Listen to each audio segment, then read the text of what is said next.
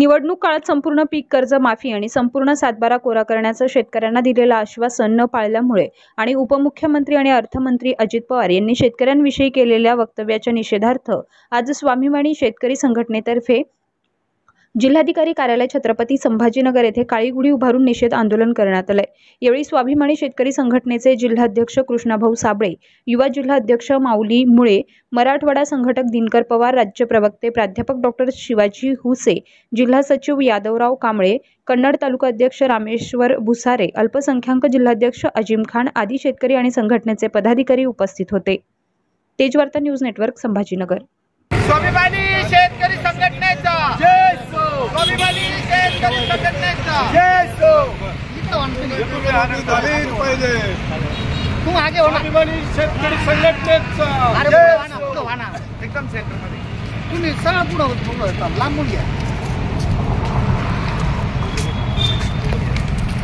शेतकऱ्यांना कर्जमाफी झालीच पाहिजे। शेतकऱ्यांची कर्जमाफी झालीच पाहिजे। शेतकऱ्यांची कर्जमाफी झालीच पाहिजे। कोण म्हणता देत नाही, घेतल्याशिवाय राहत नाही। कोण म्हणता देत नाही, घेतल्याशिवाय राहत नाही। शेतकरी एकजुटीचा जय हो। शेतकरी एकजुटीचा जय हो। अरे सरकारचं करायचं काय, खाली मुंडका वर पाय। सरकारचं करायचं काय, खाली मुंडका वर पाय। शेतकरी एकजुटीचा जय हो। शेतकरी एकजुटीचा जय हो।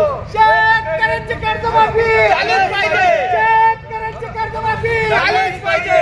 अरे शेतकरी विरोधी सरकारचं करायचं काय, पवारचं करायचं काय, खाली मुंडका वर पाय। कर्जमाफी आमच्या हक्काची, कुणाच्या बापाची। कर्जमाफी आमच्या हक्काची, कुणाच्या बापाची।